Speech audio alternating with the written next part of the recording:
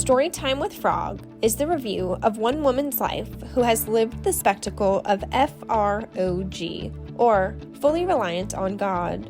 Not a storybook or Cinderella story, but in fact, the full history of ups and downs, joys and trials of life, the human condition, and this one woman's journey guided by her strength and faith in God. It's not all tulips and roses, but a beautiful rosebush has plenty of thorns. Life is designed to be this way, even when led by Him. Join us for Storytime with Frog with Veda McGregor and Rob Dalton. Hey everybody, welcome back. I'm Rob Dalton. I'm Veda McGregor. This is, as you heard on the introduction, Storytime with Frog, fully reliant on God. And who's our special guest? This is Law. Law. Her name is Law. My name is Veda. This is Law. Together we are La Vida. Can't make that up. No, you can't. Thank you, Teresa. Thank you, Teresa, who built this with her own two hands. Yep. Thank you, Teresa. Yep, but we want her here for part of the show. So yes, she goes with me everywhere I go. Literally everywhere I go, she travels with me. Well, let's put her on the tree. Okay, over put here her over there so stick she around can for the hang show. out. Yeah. Yep. We We love some Law. let's put her back here by the tree. Frogs like trees. There we go. Of course they do. Wow. Her hair is a mess. Yeah, now we'll watch your fix that. coffee, Okay. Rob. All Don't right, spill there your we go. coffee on the couch. Then we'll get in trouble with the missus. So we're back. We're glad you're with us today for Yes, episode welcome back. 8. They're coming back, Rob. They They are. really are. Thank y'all for coming back. And thank you for sharing too. Yes, very much. This is just a friendship. Do you need me to hold something? I'll be getting to We're wonder buddies, myself. honey. I'll hold stuff for you. Go ahead. But as you know, this is it's just us. There's no huge studio. We're just using the There's living room. gazillions of dollars going on here, y'all. Seriously. Using Oh, my equipment we've goodness. had, and it's just a lot of fun. And we wanted you to be a part of it. So we've Welcome been, to the fun. Yeah, we've been told to share these kind of stories, and so here we are with Frog, Storytime with Frog, fully reliant on God. The story of the now esteemed Veda McGregor. Esteemed. Look at that frog over there. For real. He's calling me esteemed. That's funny. We're going to pick up where we left off. I got a message beforehand though. Oh, that yes. I wanted to Let's bring talk up. about that. For you out there, listen. Veda and I both we work with Father often, and Yes. she's been more attached than I have. It's been a journey here in the last few years of my life. His hair's on fire. Look, it blew off completely. It's been a journey. But Mercy, what a I gift. also record messages Yes. and from him to be released at a later time. I call them journalings or channelings, but I work with You take dictation from the man himself. Just get to it. yeah, I kind of do. But it's been a journey in getting this far. But one of the things that came in recently that I was asked to share before the show is a lot of you, we have it in the title, fully relying on God. Yes. And a lot of us who practice religion and have our own faiths refer to him as God. And I'm here to tell you in his own words that he understands the term God, but he doesn't like it being used anymore. His message, it's true. We all I know. You're just blowing all the religious people's minds. And I appreciate that. We're changing and evolving as a humanity. Yes. And as we as a humanity age through time, we're allowed to explore and learn more. And that's where we are in this current change and evolution of religion turning into faith. And when he accepted being referred to as God, God is something, as he has said, that you worship. It is something that you idolize, and you set aside time to a God, or you pray to a God. And for a long time, that was accepted by us as a culture, absolutely. us as humanity. That was in our infancy stage. No matter faith. where your religion is, there is a lot of us like to anticipate there is just one God. Yeah. He won't let me in any way in any of my channelings or your work refer to him as God anymore. Yeah. He would rather be known. I know, and you've had some struggles letting go of what he's instructing you to let go of. Yeah. It's one thing to be wrote, but it's something entirely different when you have to morph and grow with him in our individual relationship. And that's what you're talking about doing. And I have tremendous respect for everyone who's willing to take that individual journey. It's true, because very true. He wants you to see him now as a father. And as your own human father or physical father, you form a relationship. You have a conversation. Yes. You converse. You respect. Yes. And he has a certain control over your life, but he gives you a lot of that free will. Let's not talk about that. That gets me all the way in the hole. That's where we learn. Yes. So I beg of you, through his own words, which will be shared at some point later, it is okay to let go of the term God and refer to him as Father. It is still Judeo-Christian belief. He has a million names. Yeah, I mean, really. But I use Father Source. We refer us in the ethereal Father world. Abba. I think that he's drawing us closer to him through a more simplistic approach. It is which more approachable. He doesn't want space between our realm and his. And to have that, I worship God, right. And we're down here going, I need a father. I need a holy father. I need a holy father. I need a true father. And so it's time to remove that barrier. That barrier that's between our minds and our hearts. That's what you're doing. I'm sorry. I get so excited when we talk about this. Yeah, I really do. But I was told to bring it up or asked to bring it up. Thank you. And I'm giving each of you permission to reevaluate your own vocabulary. Yes. Because as you build your relationship with Father or Father Source or whatever name you choose, it's okay to let go of the term God. It doesn't change him. Not at all. It changes your relationship with him. Yes. It creates an intimacy. It does, and I was going to say that that's what it does for me. It is and it makes him more approachable. Well, yeah, and he is. If you're still going to meditate or pray to Father, do it as a father. Do it as your own father. Daddy. Someone who will guide you. Someone who wants. I know a lot of people that call him Daddy. Sure, yeah. Big Daddy or Daddy or Dad or Pops or whatever. I'm giving you, all of you out there, anyone listening, permission to make a restructure of how he feels and how he appears to you. And let's bring him into a real make him more approachable because he wants to be approachable. Yes. We don't have to. He's very tangible. Yes. But we've been conditioned to believe that it's very intangible. No. We know that because we live there and we're a step ahead of so many others. It's not that anybody is ahead or behind. It's everybody's on a different spot. Understanding. That's right. Exactly. And we're different lane on the same highway. Let's face it, you and I are batshit, and the world is going to get on board. That they too have a level of that, and we all fit. Right. We all fit because we're all creating our own intimate connection with Source, with Father God. It's true. Yeah. So I wanted to lead that before our focus takes over. Thank you. Thank you. Well, you know, for some it's semantics, but for believers and followers, it removes that separation. It takes it to a very personal, intimate level instead of way up there. I just worship and it has to get way up there. No, he's right here. Yeah. Right here. And he wants to know everything. Yeah. He wants an intimate relationship with us. Because he knows you as a soul creature. He made us. But he wants to get to know us as the human. Yes. And what we're learning and what we're experiencing. Yes. And that's been one of my biggest learnings in getting him so involved. You've been on a fast track for a couple of years, brother. Yeah. It's had its ups and I'm downs. so proud that he's still willing to sit here with me, y'all. It really is a blessing. It really is a blessing, the work we're doing. But anyway, thank you for the latitude to discuss that with all of you. Thank you. Veda McGregor, back in getting on with the purpose of the story time with Frog. We left off episode 7 with morphing out of relationship 1, marriage 1, finding your own freedom, your flower blooming in the real world now. Yeah. And then you met a guy at the jukebox. I sure did. Yeah. Jukebox, not hero. Before we get to the course it took, how would you define that relationship in a sentence or two now that it's over and behind you? Because we're going to set the outcome, and now we're going to experience the journey. I would, let's see, a couple of sentences. It is definitely life-saving, literally life-saving.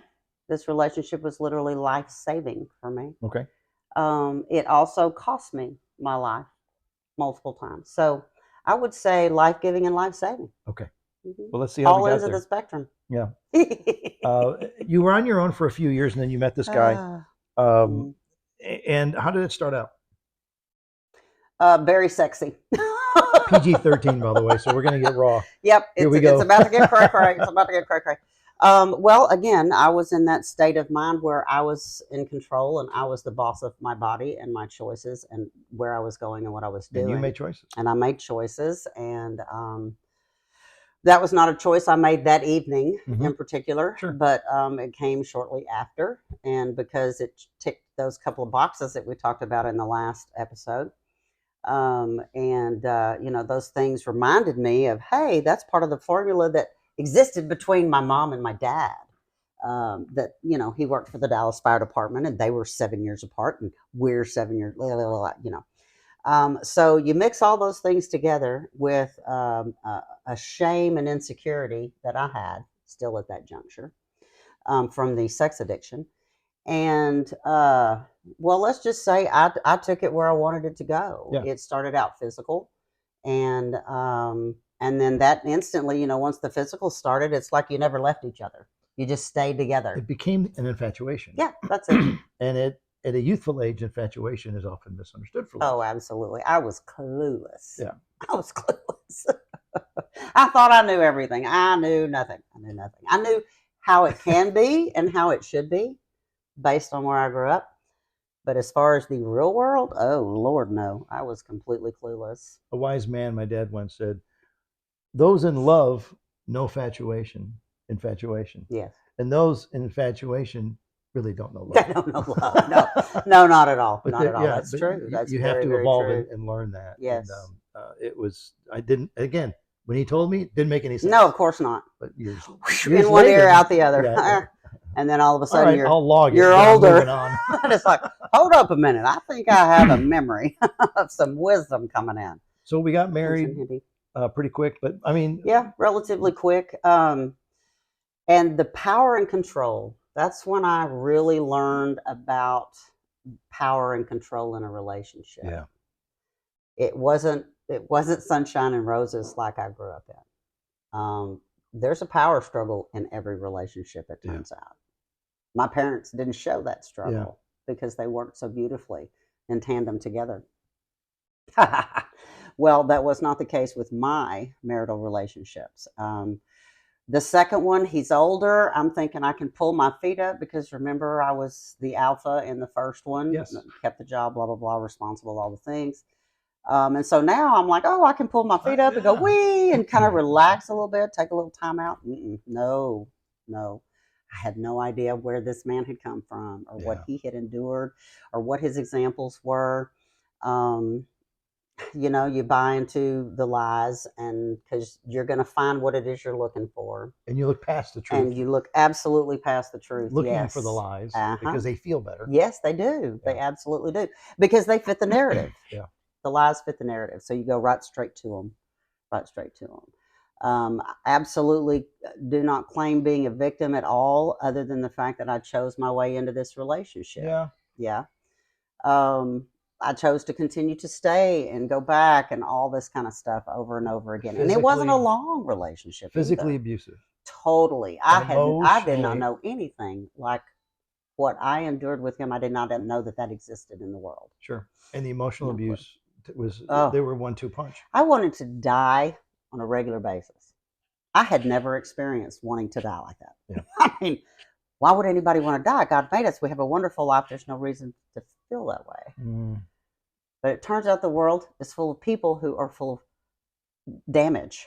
They're just full of damage. And damaged people damage other people. You Yes. know exactly where I was going. Yes. Because it's their language. It is, and it is truly all they know. Yeah. Just like all I knew was that unconditional love, and everybody's supposed to be happy. Well, it's. I was not happy. Was it pretty quick to get there? Very quick. Well, when you start with sex, you're pretty much right there at the finish line. In the physical realm. Yes, exactly. Realm. Yes. And so all the rest of it's like, well, I can look over everything if this is okay. Okay. You've always got that golden chip to absolutely. Because, I make magic. Yeah. And I get what I need and what I want because I make magic. Everything else is just a road to get there. That's all it is. Wow. That's all it is. How many children with this one? One. Only one. Okay. Only one. He had 2 at the time from a previous marriage. This with 2. He was 7 years older. Yes. Okay. Yes. And he had 2 other children, a daughter and a son. And there's quite a bit of history with those 2 children. Unfortunately, they did not land in a very nurturing, loving place between the birth mother and the birth father. I was sanity for them. I was a safe place for them. Yeah. I took them on to raise. I didn't sign up for that. I didn't know any of that was going to happen. But I love all people and children especially. My goodness, yes. Yeah. It's not, none of it's their fault. But it was kind of weird that the mom would drop the kids on the street with their suitcases down the road and not even come to the house. Oh, no. Not even take them out and get their stuff out and bring them in, make sure they're safe. No, down the street. None at all. So I didn't know where I landed. We ended up living with his grandmother in a house over off of 2nd Avenue by Fair Park in Dallas. I know where that. Yeah. Right by downtown Baylor. Yeah. Baylor Medical Center. Not the greatest area of town. They had been there forever and ever. Ma Pearl had been there forever and ever. And it just got more and more violent, controlling. I had no idea at the time that he was addicted to pills. Okay. He was a former rodeo guy. He was a saddle bronc rider and banged up and really bad. Broken and really bad. And, they gave those Percocets out right and left. Sure. And so it turned out he was a pill addict on top of drinking like a fish. Again, I had no experience with a drinking family member. Nothing. World. Yeah. Nothing. Yes. And then he wanted to control not only everything I wore, everything I said, everything I did, everywhere I went. Never been exposed to that either. This is all new for me. And he wanted to control whether I was impregnable or not. So he stole my pills, my birth control pills. And when you get them, they only give them to you every 30 days. So you can't, I lost mine or whatever, and go get another pack. No, you got to wait until it's your turn to get another round. Well, so he ended up sabotaging my ability to manage not getting pregnant. And the next thing I know is I'm pregnant. Yeah. Yeah. I didn't want to be pregnant. That's the last thing I wanted to be was pregnant. Yeah. And I took a hell of a beating when I confronted him about stealing my pills and doing that to me because I did not want to have children. I did not want to have children, not just with him. I didn't want to have them with anybody. I just didn't. That was not what I wanted. No. Well, I'm looking at my notes here. There was a time when the kids had to call 911. No, I'm sorry. That's all right. Sorry. It's hard to keep all of them straight. I know. Sorry.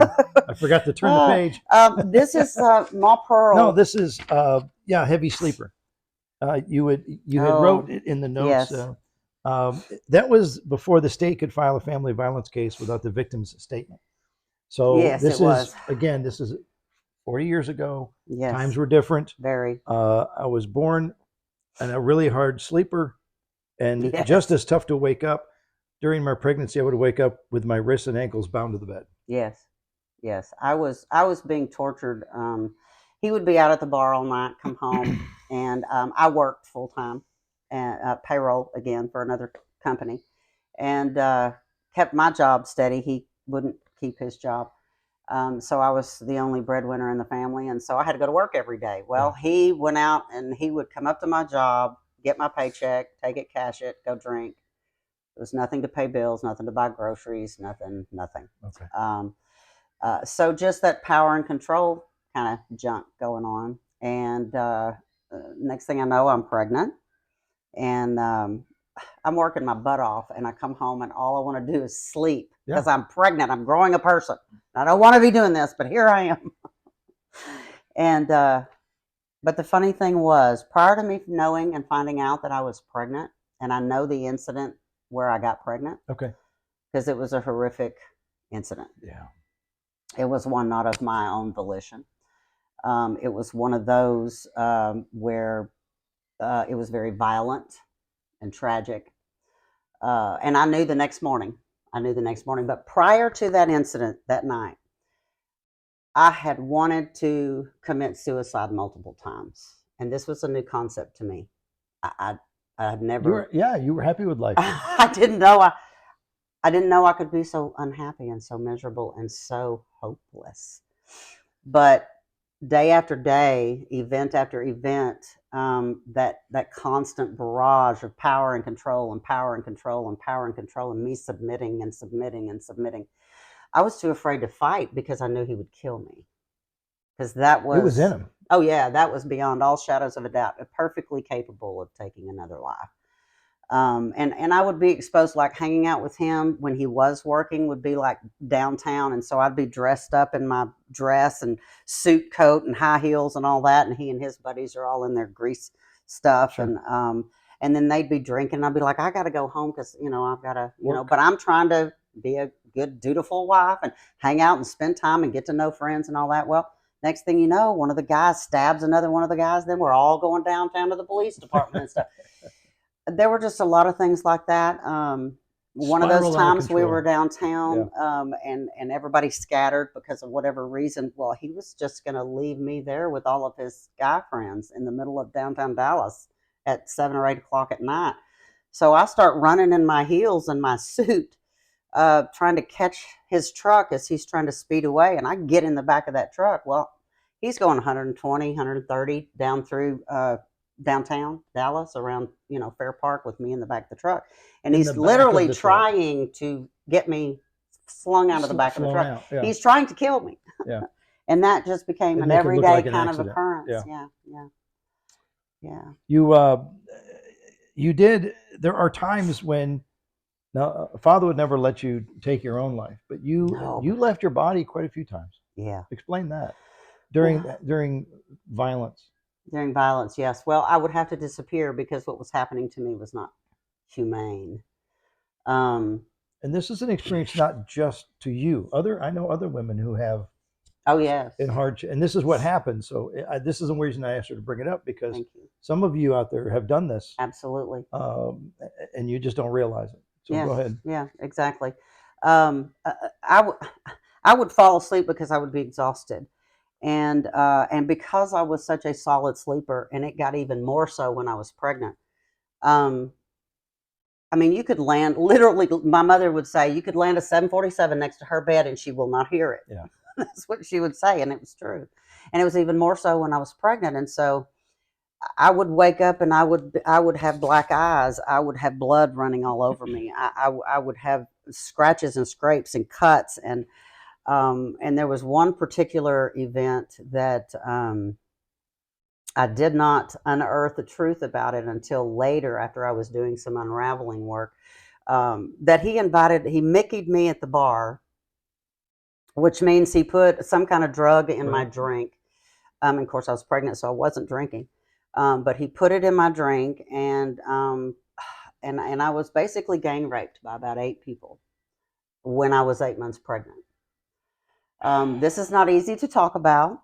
I say it like I'm reading a grocery list because that's how I'm able to get it to you. It was hard to tell my daughter. But the same thing, something similar to that happened to her as a young girl. And she was also sexually abused as a young teen. And Father used that story to help reach her at the time, so that she didn't feel like it's something she did, it's something that was her fault, anything like that. But that no matter how you got here, you got here with purpose. Right. And you're here for a reason. I'm sorry for the struggles. Thank you.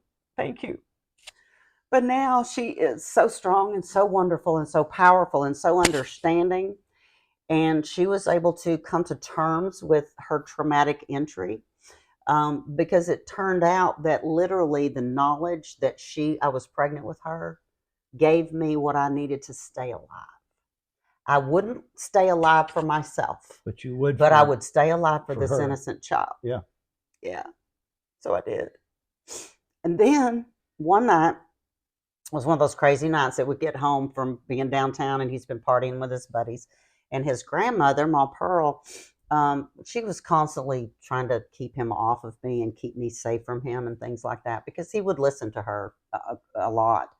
But this was another event where he got home, he left me downtown.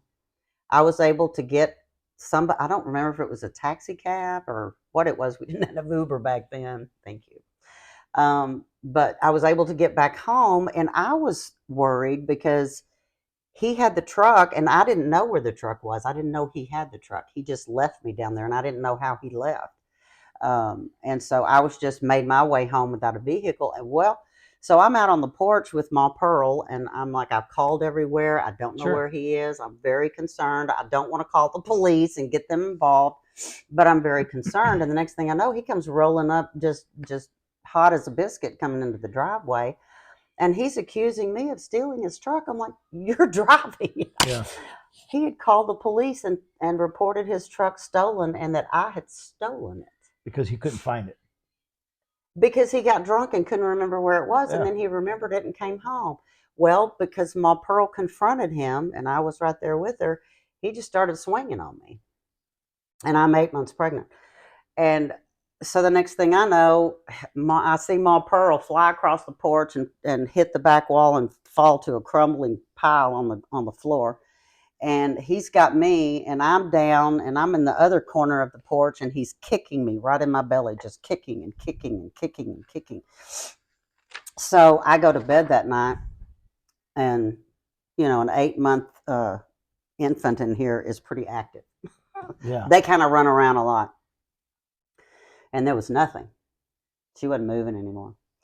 So I told myself, okay, well, I'm not living in this nonsense. And if she's not here anymore, if she's not alive anymore, then I'm just going to take myself out. Well, got up the next morning. He left to go on another bender somewhere. And I got up and I'm poking on her and Trying everything. To wake her and up. She's nothing. I got nothing. And so I just went into the bedroom and grabbed the 38 that was on the side table. And I know how to handle weapons and made sure everything was where it needed to be. And I went in the bathroom and slithered my little fat butt down between the toilet and the tub. And I just said, Father, I'm coming home. And I put the gun in my mouth and I pulled the trigger. And I literally felt his hand come down and wrap around that cylinder because the cylinder didn't move. Oh, yeah. But when you squeeze the trigger on that little 38 revolver, that sucker moves. There's no mechanic to keep it from moving. So it scared me so bad that he so directly manipulated my free will in that moment. I fell to the floor in panic fear. Because I thought I almost wrecked his plan, and I'm shaking right now thinking about it. But that's how you when you're that intimate with him, you understand that. But you remove yourself due to your experiences. Yes, that you're still part of his plan, and absolutely. You think there is no way this is part of his plan. Yeah, but it was. It was part of his plan. It's okay. I know. It is hard. The depths that you've had to go through. But it's all for us. I know. It is all for us. And that's what's beautiful about getting the answers before we get the questions. I know. But it's not easy. It's still a journey. I know it is. You still have to live it. And thank you for understanding. So I lost hope. He wouldn't let you finish. No, he would not. And so I knew that and your first thought wasn't okay. Yeah. No, it was, oh crap. You really had to swoop down here and save me from my sorry, crazy self. Because both of you. There is a much bigger plan. Both of you. Yes. And then, of course, she's alive and viable. You've met her. But it didn't, and the marriage wasn't over. No, the marriage wasn't over yet. It didn't solve the problem. It did not. It saved the moment. It saved the moment, but it didn't fix the problem. It did not. It did not. So I made a commitment to myself. Okay. That morning when that gun did not go off. The next time that he raises a hand to me, that will be the last time. Okay. I will leave and I will not look back. I found a new conviction. Yes. I found a new conviction that I didn't have. I had no equipment to manage a relationship with such toxicity. No one's born with that. No, and where was I supposed to learn unless you come from that environment like he yeah, did. which I didn't. And he definitely did. Yeah. He grew up with, I think his dad owned a liquor store and they owned bars and stuff like that. So he literally lived in that environment. In that kind of atmosphere where I was just getting into that atmosphere, So real quick, just a quick rewind. You were in the, I say habit, but unknowingly you would leave your body for safety. Yes, absolutely. For personal safety. Absolutely. And lack of memory also happens. Yes. But it's a safety net. But people are allowed to do this in extreme situations. Absolutely. And that's why sometimes that's the way that our you can't cope. So we're protected. Yes, people don't that's realize how our brain that, is protecting it's a us. Safety valve. Absolutely. However, and I don't know where I would be had I not had that gift. You have to come back. You do. And that's the real shitty part I don't like. Which is that's the worst part of all because when you I'm escape, a fighter when I'm coming back. When you escape, it's bliss for just a few moments. It's everything. but it's the re-entry that really pisses me off. Yeah. Because damn it, I can't stay. Yeah, and man, I used to. I mean, my mother said as a little girl, I would come up swinging sometimes because I've been traveling my whole life. But she would try to wake me up in the morning. She'd be like, I needed a pole. I needed my broomstick to not get that close to you because wherever you were, you didn't want to come back. Yeah. Of course, she didn't know how literal that was at the time when she would say that. As an astral traveler myself, I guess. Literally happening. So yes. You had the baby. Oh God, and she's so beautiful. She's so beautiful. Well. Okay, do you remember a special boxing match in 1982? What was it? Merriweather and what was his name? Oh, I got the notes. It was Holmes. Oh, yes. Holmes and Cooney. Cooney, that's right. Holmes and Cooney. Okay, fight of the century at that time. So they thought. So I got one instruction from my husband. Do not go into labor during the fight. We paid for the fight. Don't you dare go into labor. I made it until almost midnight. And then all of a sudden, gotta go. And so we were living in Grapevine in a mobile home. And we were going to downtown Baylor to have the baby. So we are flying in this pickup truck. Well, I am just miserable because these little contractions are just kicking my butt. And so we roll in and he pulls up and they come out and get me and wheel me in and then he goes.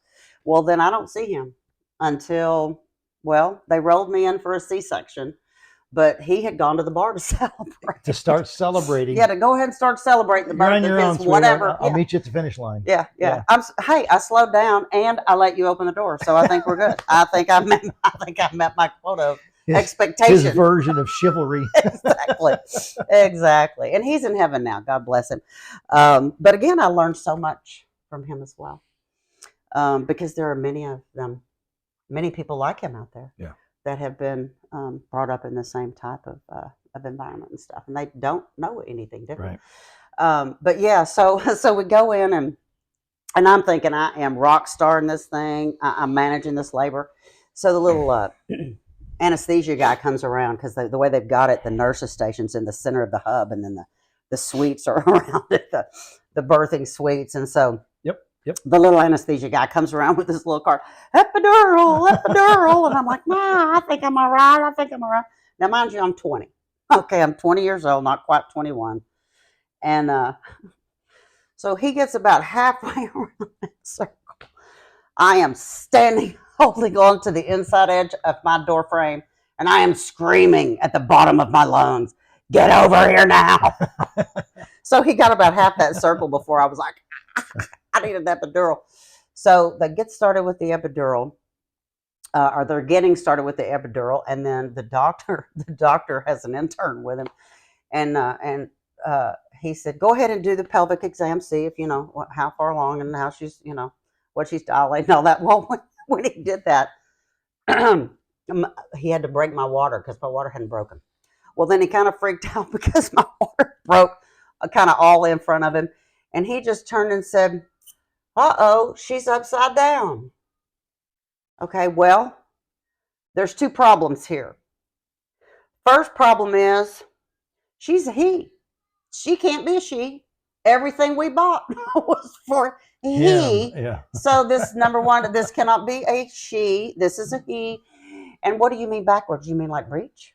You mean like her butt? Like how do you know?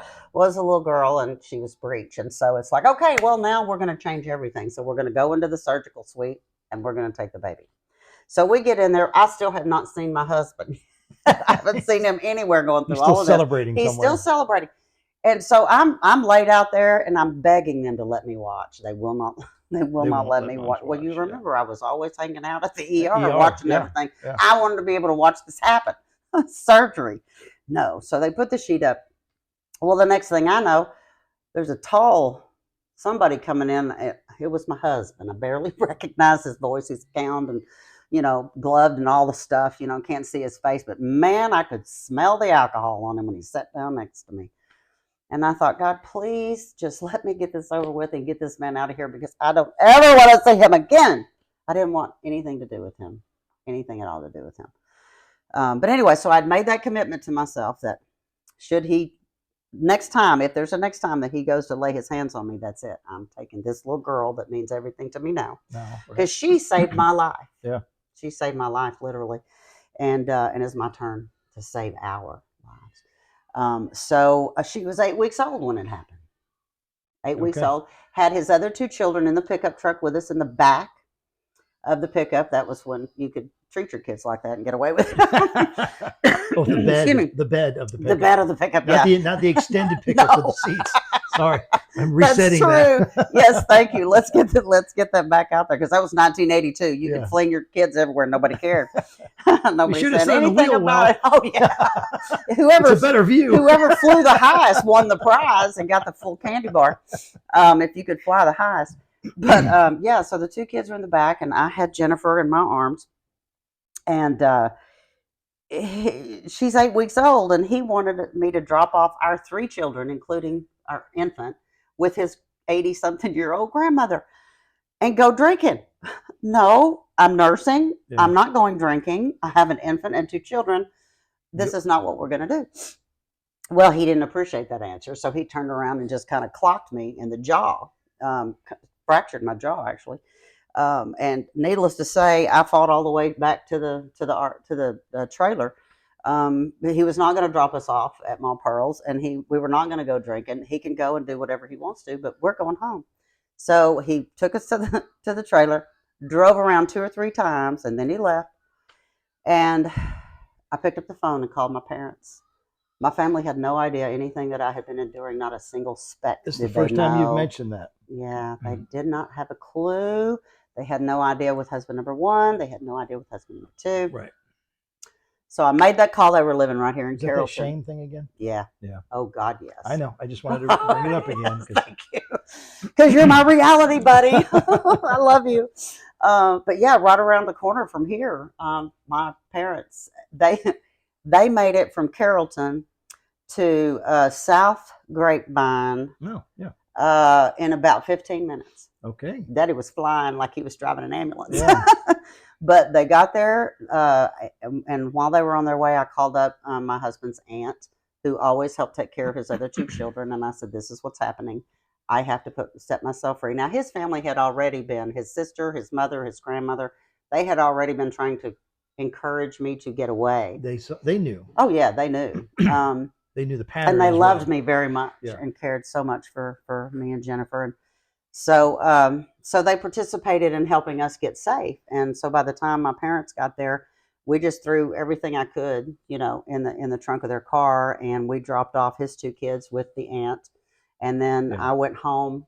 Me and Jennifer went home with my parents, and we moved in there. And he tried to find you? Oh, of course he did. Yeah. Not for about a month. But when he did. Yeah. My dad, they had a glass front, storm door, and Daddy just opened that front door and stood there behind that glass with a shotgun. Yeah. in his arm, and he just said, "I don't believe you have any business here, sir." And Billy, here's my exclamation point. He just flipped a U-ey and turned back, and I watched him walk right back down that driveway, and I never heard anything from him again. Nothing, until I called him later. But we'll talk about that on another episode. but yeah, that was my departure. That was but it. Father put this in your space. Yes, he did. Fully relying on him. Yes. Trusting that there's a plan. Yes. And even though I chose my way right into that. Yeah. I sure did. He made sure you finished your learning. He did. Because we are here to do that. We are. The good and the struggles. Yes. And we get more from the struggles than we do the celebrations. We do. So we learn more because it hurts more. And we remember it's deeper. It's a deeper scar. Those never really go away. Yeah. And knowing that. I like permanent lessons though. Knowing that. For that reason. A small trail off. Hearts for Heroes. Take Hearts for Heroes. Yes. One of the things you need to understand out there is she's been through all of this by design, so she has the empathy, the skill set, the aptitude from experience on how to help other victims learn and grow and get through it. Yes. Because as you and I've said it multiple times, life's events are made to impact you, not to define you. Yes. And so Hearts with Heroes, tap on that real quick. Hearts for Heroes. Yeah. Right here. La la la la la la. Yeah. It is learning heart skills, which we've talked about. But for heroes, those who work and function on the front lines of the worst of humanity, our first responders, our veterans, CPS workers, all those folks, we have extra damage to our psyche because we work in the trenches with the gravest of injured people, and we carry the ghosts of other people. So it's really critical in our service wounds that those remain addressed on a regular basis as we experience some form them. of therapy. Yes, absolutely. But how to deal with them. Yes, because so that they don't internalize. Because if we're losing more first responders by their own hand than we are veterans by their own hand. They're absorbing more. Yes, they are. And this Hearts for Heroes helps us, I don't know, kind of filter it a little bit. It does. And it keeps them fresh in their job. It does, because in order to remain an effective first responder, you cannot carry those ghosts in a way that they're now bigger and stronger than you. Yeah. And this is all part of thebeliefcenter.org. Absolutely, yes. It's a different branch of the same. The core skills are heart skills. Right. And the only difference between Heart Skills and Hearts for Heroes is the music videos. The topics remain the same. Yeah. They remain exactly the same. Whether you're in the business of helping humanity or not, regardless, it's the same set of topics. But we use music videos that are relative to the service. It's important that people understand that one of the reasons we're doing this series is because it is fully relying on God, even when you don't want to be. Exactly. Yeah. You know, He loves you enough to give you the struggles. Yes. Because your journey has made you better prepared to help others in their journey. Mm-hmm. And without that, all of that experience and firsthand knowledge, yes, or basic training. Isn't that the truth? It is term, basic training. Yes, it's just shit. It is total shit. Yeah. But He helped you through it by giving you strength and reminding you that He was there. Yes. And saving yourself from yourself. Absolutely. Yeah. Because. And then having what I needed to help my daughter save herself. Yeah. And it's all part of it. You don't always know the plan. No. And it really is better to not know. It is. I mean, I really, for a long time, I was like, how come I keep getting the answers and I don't get the questions until later? Yeah. And I think that's rude. I think that's out of order. But it's because what develops in the waiting and the seeking, mostly the waiting. Yeah. Amen. There's just so much growth that happens for the individual in the waiting for the question. Yep. So I like having the answers. And when your profession is ditch work, like you're on the front lines of humanity's worst day, you're going to be there for. We've got to have a little something extra to keep us in our right minds. My dad did whatever he did was very successful as a firefighter and a medic, whatever method he used. It really never came home with him. We just need a lot more help, and helpers are generally not the ones who get the help. Yeah. Because they're too busy helping. They carry this persona that we don't need it. But it's kind of wild, because where we currently live in Van Zandt County, we don't even have a critical incident response team. Isn't that wild? It is these days. Mm-hmm. Well, I want to remind people that based on the stories we're finding from you, that you're here. We're all here to learn and to grow and to get better. And it's not always going to be like we talked about in the open, roses and tulips. No, it can't be, because then you're not going to grow. No. And it's important when you're out there praying, if you're going through a rough spot and tough times are coming and you're going to be in the middle of it, it's okay to give him thanks. Yes. Because it's not by accident that you're going through this. No. But it's okay to ask for strength, like you would your own dad, your own father. Yes. Don't pray to him as an idol. Pray to him as someone who loves you and cares for you, as your friend. And your father. And when you do, thank him for the struggle. Help me find the lesson, but give me the strength to get through it. Because yes. Every one of us have these experiences in us. Yes, we do. And we have to find and we're walking around, and it's just so hidden in there, and nobody knows. Nope. Yeah.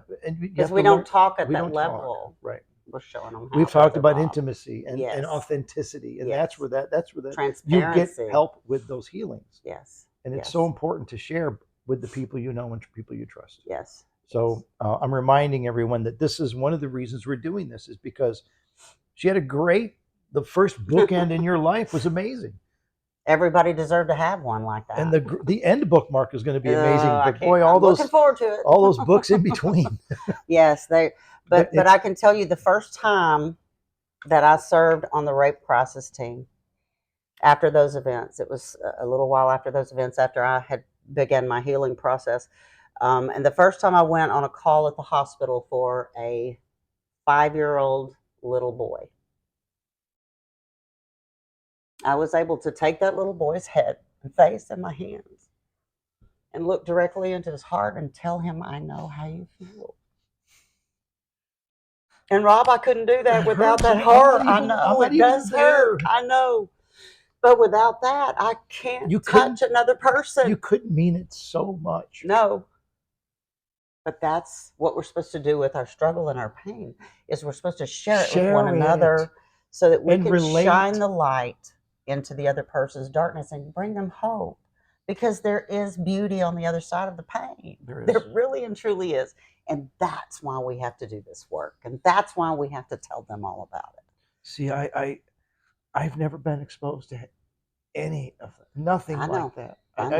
I have lived, for the most part, the first half of your life was my first 50 years. Yes. I'm here for a different purpose, but I know you're here for me, just so you know. He's here for me. Y'all get in line. He's here for me. Love you, sugar. But it just hurts, and I know it's out there. I remain oblivious to it because I'm not equipped to handle it. It's a scary kind of place. It really is. But that's where people are dying. But it makes you better. It does. Because you've been there. I have. And I'm giving strength to those who have been there. Yes. There's no shame in the experience at all. It doesn't define you. It No. does not define you. No. It simply impacts you, but do not let it define you. And that is your choice. That's it. He doesn't want you to walk around with that anguish. He doesn't. Gosh, no. But save it for when you need it, because you will. You will need it. It will be a beacon in someone else's darkness. It will be. Yeah. And when you can unravel from the effects of the trauma, and you're just left with the purity of the event. Yeah. The lesson. Yes, which is the lesson. Then you can use it for what it was meant for. Right. Release the emotive and hang on to the knowledge. Yes. The wisdom. Yes. But boy, it's hard to do. It is hard, isn't it? Because this stuff is not easy. I know. And there's so many people out there that they think they're the only ones. Oh, oof. You are not the only ones. No. Far from it. No. Far from it. That's important. Okay. How we doing on timekeeper? I'm the worst. We're good. I'm gonna hang on. I'm gonna make this a little bit longer than I wanted, but I want to end on a healthier note. because the next episode we're going to get into husband 3 and Jerry and the Jer Bear, and that'll probably wrap up the series. But real quick, I wanted to bring up on a happier note, ending on a bit of a high.